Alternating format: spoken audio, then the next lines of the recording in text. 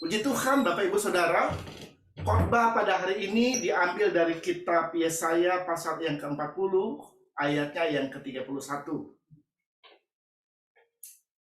Tetapi orang-orang yang menanti-nantikan Tuhan mendapat kekuatan baru. Mereka seumpama Raja Wali yang naik terbang dengan kekuatan sayapnya. Mereka berlari dan tidak menjadi lesu. Mereka berjalan dan tidak menjadi lelah. Saudara-saudara, kalau saya bisa kasih tema untuk khotbah pada hari ini, temanya adalah bagaikan Raja Wali.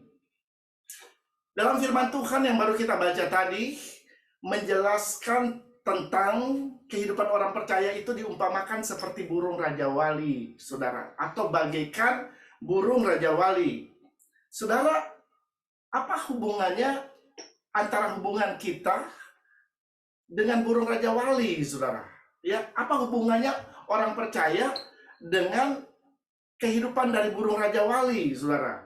Saudara, saya mencoba menghitung di dalam Alkitab, ada berapa kali sebenarnya kata Raja Wali ini ditulis. Dan saya menjumpai ada 27 kali kata Raja Wali ditulis di dalam Alkitab, saudara. Kalau sebuah kata ditulis berulang-ulang kali dalam Alkitab, itu artinya kata ini merupakan sebuah kata yang sangat penting, yang harus diperhatikan oleh kita sebagai orang percaya. Saudara, burung Raja Wali dikenal sebagai rajanya burung-burung atau King of Birds. Ada sekitar 60 jenis burung Raja Wali di dunia ini, saudara.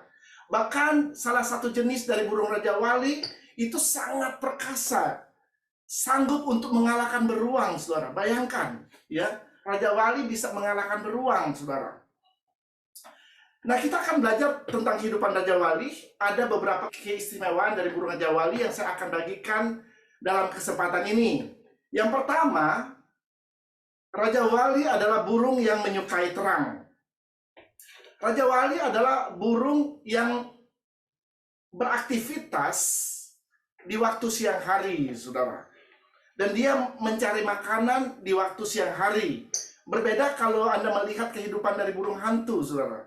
Burung hantu adalah burung yang berkeliaran di malam hari dan dia mencari mangsanya di malam hari, saudara. Burung Raja Wali penglihatannya sangat buruk di malam hari. Ya, makanya burung Raja Wali menyukai terang. Demikian juga dengan kehidupan kita sebagai orang percaya. Orang Kristen atau orang percaya adalah orang-orang yang hidup di dalam terang. Kita baca ayatnya Efesus 5 ayat 8 dan 9. Memang dahulu kamu adalah kegelapan, tetapi sekarang kamu adalah terang di dalam Tuhan. Sebab itu, hiduplah sebagai anak-anak terang. Karena terang hanya berbuahkan kebaikan dan keadilan dan kebenaran. Saudara, kalau Anda memperhatikan ayat firman Tuhan ini, dikatakan memang dahulu kamu adalah kegelapan, tetapi sekarang kamu adalah terang di dalam Tuhan. Saudara, kehidupan kita sebelum kita percaya kepada Yesus, sebelum kita mengenal Tuhan, kehidupan kita adalah kehidupan di dalam kegelapan. Ya, kehidupan di dalam dosa. Tetapi puji Tuhan, oleh anugerah Tuhan, kita bisa dipindahkan dari kegelapan kepada terang Tuhan yang ajaib. Pada waktu kita memutuskan untuk percaya kepada Tuhan Yesus sebagai Tuhan dan Juru Selamat di dalam hidup kita. Dan sebagai orang-orang yang hidup di dalam terang, kita disebut anak-anak terang, saudara. Dan hidup dalam terang itu ada 3 hal yang dikatakan dalam firman Tuhan ini. Kita harus hidup di dalam kebaikan, keadilan, dan kebenaran. Sekali lagi, orang-orang yang hidup di dalam terang akan hidup di dalam kebaikan, keadilan, dan kebenaran. Kenapa orang yang hidup dalam terang harus berbuahkan kebaikan, saudara? Karena Tuhan sudah lebih dulu baik buat hidup kita. Oleh karena itu, kita harus tidak jemu-jemu untuk berbuat baik. Dan ada firman Tuhan yang berkata, hendaklah kebaikanmu diketahui oleh semua orang. Artinya, kita harus membiarkan kehidupan kita menjadi saluran dari kebaikan Tuhan. Sehingga dunia bisa melihat Tuhan melalui kehidupan kita, saudara. Yang kedua dikatakan, orang yang hidup dalam terang adalah orang yang menghasilkan atau berbuahkan keadilan. Orang Kristen harus adil kepada semua orang. Ya, karena kalau kita lihat dunia di mana kita tinggal ini sudah banyak ada ketidakadilan di mana-mana, saudara. Oleh karena itu Tuhan menempatkan kita di dunia ini, di muka bumi ini, untuk menyatakan keadilan Tuhan. Dan yang ketiga, hidup dalam terang dikatakan adalah berbuahkan kebenaran, saudara. Artinya, kehidupan kita sebagai orang-orang percaya, kita harus hidup dan berjalan di dalam kebenaran. Kita harus hidup sesuai dengan prinsip-prinsip firman Allah, yang adalah kebenaran yang mutlak dalam kehidupan kita, saudara. Dan kita harus hidup, membiarkan kehidupan kita dipimpin dan dikuasai oleh Roh Kudus. Karena hanya Roh Kudus yang mampu dan dapat membawa kita kepada seluruh kebenaran, saudara. Dan hidup dalam kebenaran adalah hidup menjadi saksi Tuhan. Ya, dimanapun kita berada, kita harus bisa menjadi saksi Tuhan, menjadi terang Tuhan, supaya dunia bisa melihat Kristus melalui kehidupan kita dan menjadi percaya kepadanya. Haleluya. Ya, yang kedua, kita akan lihat apa keistimewaan dari burung Raja Wali, saudara. Yang kedua, Raja Wali bisa terbang di ketinggian yang sangat tinggi. Kita baca ayatnya, Amsal 30 ayat 18 sampai 19. Ada 3 hal yang mengherankan aku, bahkan ada 4 hal yang tidak kumengerti. Jalan Raja Wali di udara, jalan ular di atas cadas, jalan kapal di tengah-tengah laut, dan jalan seorang laki-laki dengan seorang gadis. Saudara-saudara, kalau kita membaca ayat firman Tuhan ini, dikatakan penulis Amsal heran melihat jalan Raja Wali di udara, saudara. Ya, kenapa dia heran? Karena Raja Wali ini berbeda dengan burung-burung yang lain, saudara. Ya, dia bisa terbang di ketinggian yang sangat tinggi, saudara. Dan dia bukan hanya terbang, tapi dia melayang dengan indah di langit sana, di angkasa sana, saudara. Makanya penulis kitab Amsal heran melihat jalan dari burung Raja Wali di udara, saudara. Nah, salah satu jenis Raja Wali, yaitu jenis Golden Eagle, burung ini memiliki tinggi sekitar 90 cm, dan kalau dia merentangkan sayapnya, itu bisa sampai 2 meter, bahkan bisa lebih, saudara. Ya, dan burung ini, dia bisa terbang 25.000 kaki di udara, saudara. Sangat tinggi, ya, 25.000 kaki itu sekitar 8.000 meter. Ya, jadi tinggi sekali, saudara. Jadi kalau Anda melihat ada burung yang terbang di udara sana, itu adalah burung Raja Wali, saudara. Ya, saking tingginya dia terbang, dia bisa terbang sampai 8.000 meter atau 8 kilo, saudara. Luar biasa nggak? Ya.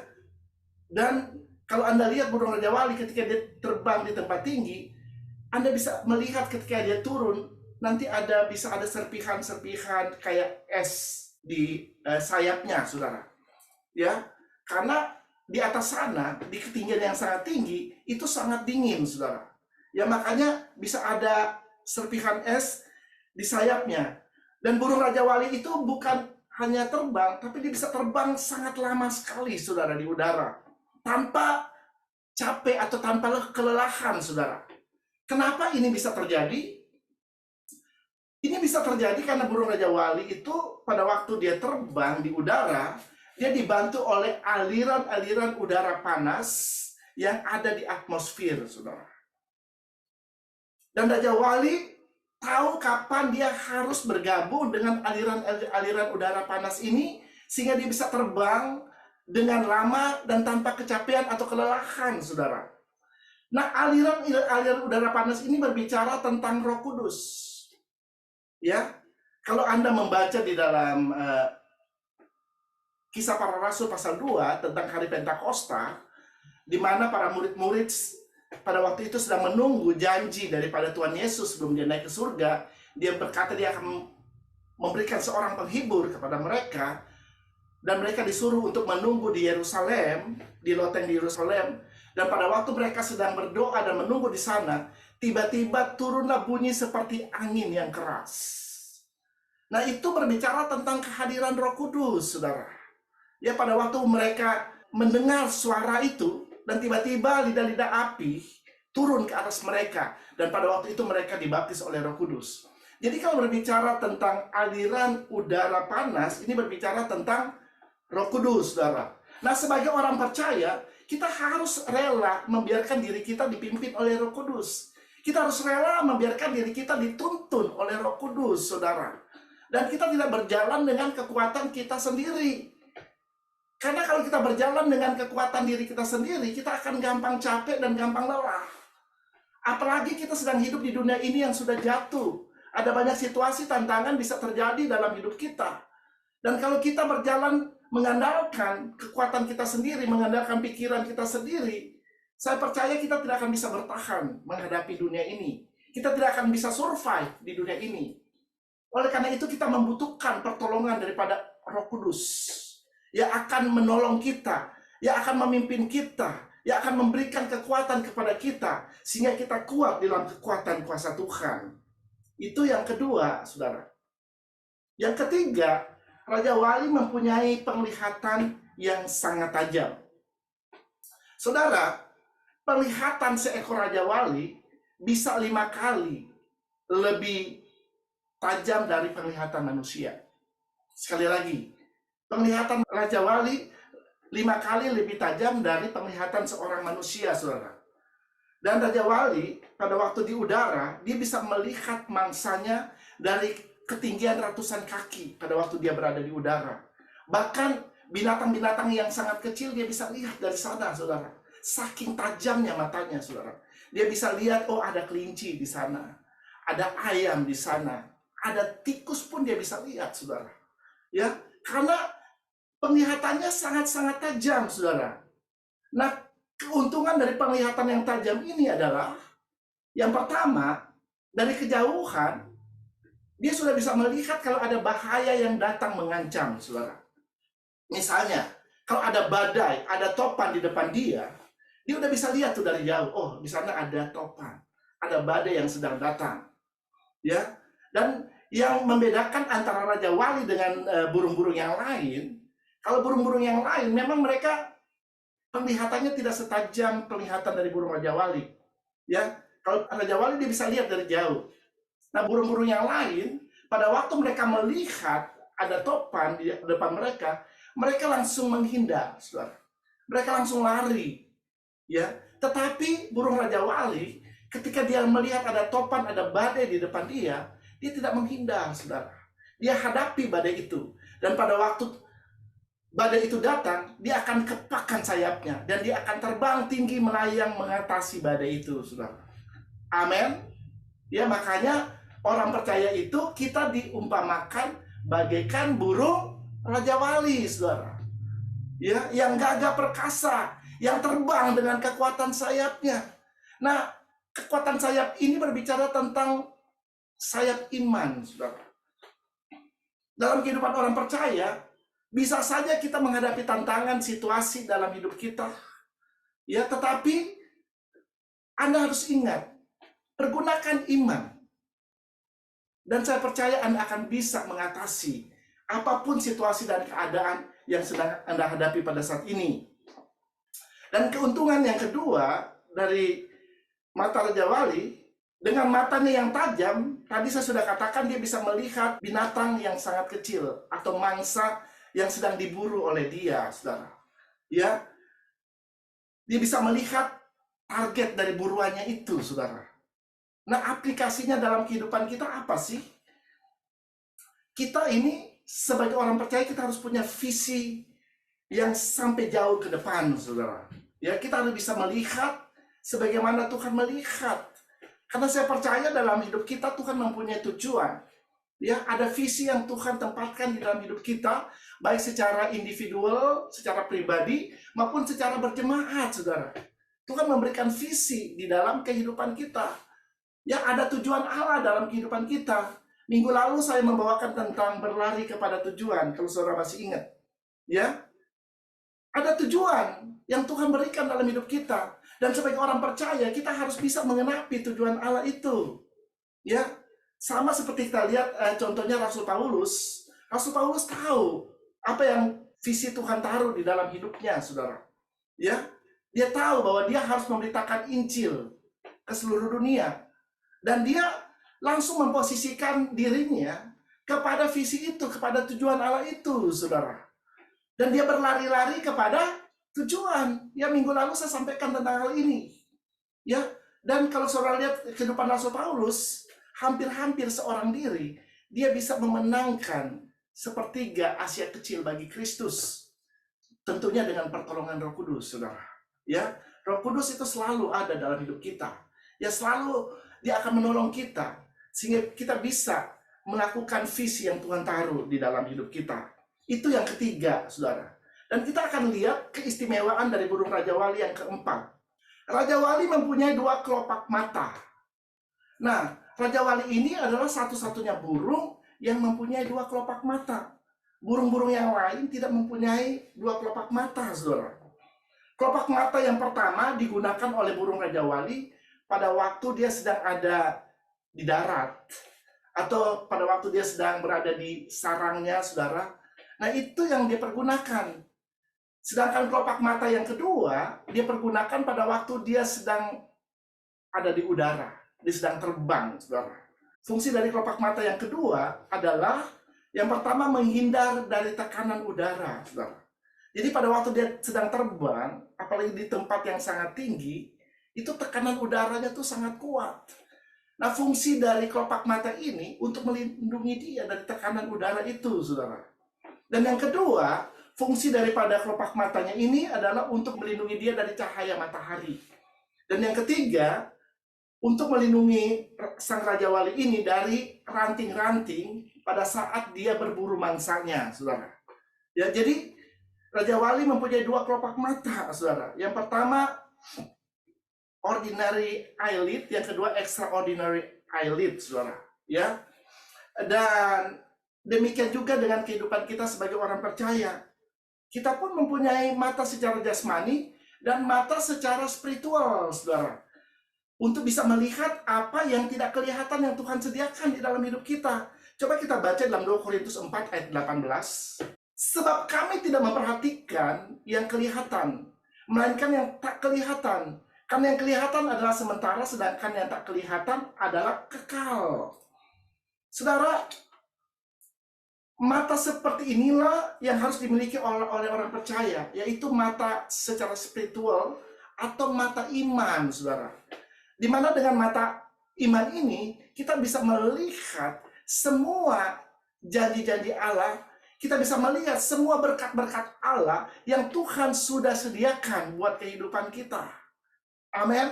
Ya, kita harus melatih diri kita untuk mempergunakan mata iman ini, saudara. Yang kelima, yang terakhir, saudara, semua bayi Raja Wali harus belajar terbang. Ya, kita baca ayatnya, Ulangan 32 ayat 11. Laksana Raja Wali menggoyang bangkitkan isi sarangnya, melayang-layang di atas anak-anaknya, mengembangkan sayapnya, menampung seekor dan mendukungnya di atas kepaknya. Saudara-saudara, kalau Anda melihat kehidupan dari burung Raja Wali biasa membuat sarang di atas gunung yang tinggi atau di puncak-puncak gunung yang tinggi. Ya, atau dia buat sarangnya di lereng-lereng gunung yang sangat terjal, saudara. Ya, dan curam. Nah, di sarangnya itu, Raja Wali akan mengerami telurnya dan akan menetes menjadi bayi atau anak-anaknya, saudara. Dan Raja Wali ini sangat peduli dan sangat memperhatikan anak-anaknya. Ya, dia akan lihat apa yang dibutuhkan oleh anak-anaknya, apa yang dibutuhkan oleh bayi-bayi Raja Wali itu. Dia lihat kalau anaknya membutuhkan makanan, sudah waktunya untuk makan, dia tuh akan pergi mencari makanan dan menyediakan makanan untuk anak-anaknya, saudara. Ya, itu dia lakukan berminggu-minggu. Dia memperhatikan dan mempedulikan anaknya, saudara. Dan dia memberikan apa yang mereka butuhkan di dalam kehidupan mereka, saudara. Sehingga mereka bisa bertumbuh. Nah, bayi Raja Wali tentunya akan merasa senang, saudara, pada waktu dia berada di sarangnya. Ya, mereka hidup dengan senang karena segala sesuatu disediakan oleh sang induk Raja Wali. Ya, senang mereka, ya. Sampai suatu ketika tiba-tiba Raja Wali itu dia terbang tinggi dan dia berputar-putar. di atas sarangnya itu. Dia putar, dia putar, dia putar. Dan suatu saat kemudian dia akan terbang dengan kecepatan yang tinggi. Dia tabrak itu sarang burung Raja Wali. Ya, dan dia akan goyang bangkitkan sarang itu. Dan apa yang terjadi, saudara? Anak-anak Raja Wali itu akan jatuh. Ya, akan jatuh dari tempat yang tinggi, saudara. Ya, dan sebelum anak-anak Raja Wali itu jatuh ke bumi, ke tanah, saudara, Raja Wali itu akan terbang dengan sangat cepat, dan dia akan kembangkan sayapnya, dia akan tampung anak-anak itu di kepaknya, ya, di kepak sayapnya, saudara. Lalu dia bawa naik lagi, dan sampai di atas, dia jatuhkan lagi anak-anaknya itu, saudara, ke bawah, ya. Dan itu dia lakukan berulang-ulang kali, saudara. Sampai di suatu saat, ya, suatu ketika anak-anaknya ini tiba-tiba bisa mengembangkan sayap mereka, dan mereka bisa terbang juga seperti induknya, saudara. Ini luar biasa, ya. Jadi Raja Wali mengajar anak-anaknya, ya, bagaimana supaya bisa terbang, saudara. Ya, jadi bukan hanya diam di sarangnya, tapi diajak juga supaya mereka juga bisa terbang dan bisa bergerak, ya, dan bisa hidup sendiri, saudara. Ya, apa sih yang bisa kita pelajari dari cerita ini, saudara-saudara? Pertama, yang harus kita tahu bahwa Tuhan itu mempedulikan dan memperhatikan kehidupan kita. Amin. Ya, dia tahu apa yang menjadi kebutuhan kita, dia tahu apa yang menjadi keperluan kita, dan dia mau menyediakan semua keperluan kita menurut kekayaan dan kemuliaannya. Ya, itu yang pertama. Ya, yang kedua, dia juga memelatih kehidupan kita, ya, untuk berperang. Ya, dia mau melatih kita, sama seperti induk Raja Wali yang melatih anak-anaknya supaya mereka bisa terbang. Demikian juga Tuhan melatih kita. Firman Allah berkata, latihlah dirimu beribadah, saudara. Ya, ibadah itu harus latihan, saudara. Berdoa harus, ya, kita harus berdoa, menyediakan waktu untuk berdoa. Kita harus membaca firman Tuhan, harus menyediakan waktu untuk membaca firman Tuhan, merenungkan firman Tuhan. Beribadah, bersekutu, ya, kita harus latih. Ya, misalnya Anda datang hari Minggu, Anda datang di sel-sel grup yang ada, itu harus dilatih, saudara. Ya, sampai Anda mempunyai endurance, ya, daya tahan yang tinggi, saudara. Ya, sama seperti induk Raja Wali melatih anak-anaknya, demikianlah Tuhan melatih kehidupan kita. Sehingga kita memiliki iman yang kuat pada waktu kita hidup di dunia ini, saudara. Karena kita harus tahu bahwa di dunia ini ada musuh yang harus dikalahkan, ada iblis yang selalu melemparkan pencobaan demi pencobaan di dalam hidup kita. Kalau kita tidak kuat, maka dengan mudah kita akan dikalahkan oleh dunia ini, saudara. Makanya Tuhan melatih kita, saudara, supaya kita kuat dan tahu bagaimana mempergunakan iman, bagaimana kan mengepakkan sayap iman kita untuk menghadapi setiap situasi dan keadaan yang bisa saja terjadi di dalam hidup kita, saudara. Ya, jadi itu kelima hal yang saya ingin bagikan mengenai kehidupan Raja Wali. Dan orang percaya itu dikatakan Anda ini seperti atau bagaikan burung Raja Wali, saudara, yang terbang dengan kekuatan sayapnya. Amin. Ya, Anda bukan burung gereja, Anda bukan burung dara, tetapi Anda bagaikan burung Raja Wali. Haleluya. Saya tidak akan memperpanjang khotbah pada hari ini, saudara. Kita sudah belajar tentang burung Raja Wali dan beberapa keistimewaan dari burung Raja Wali. Seperti itulah sebenarnya kehidupan yang Tuhan mau di dalam hidup kita. Kita ini bagaikan burung Raja Wali. Kita ada di dunia ini, kita harus percaya ada Tuhan yang memperhatikan kita, ada Tuhan yang tidak pernah membiarkan kita, ada Tuhan yang menyertai kita. Dan juga situasi dan tantangan, pencobaan bisa saja datang dalam hidup kita. Karena kita sudah hidup di dalam dunia yang sudah jatuh. Tetapi sebagaimana burung Raja Wali, dia mampu menghadapi badai yang ada di hadapannya. Saya percaya dengan kekuatan Allah, dengan kekuatan Roh Kudus, kita pun akan sanggup mengatasi setiap tantangan dan situasi yang terjadi dalam hidup kita dengan kemenangan. Dan Tuhan juga mau memakai kehidupan kita untuk melakukan perkara-perkara yang besar seperti burung Raja Wali, saudara. Sehingga nama Tuhan bisa dipermuliakan melalui kehidupan kita. Amin.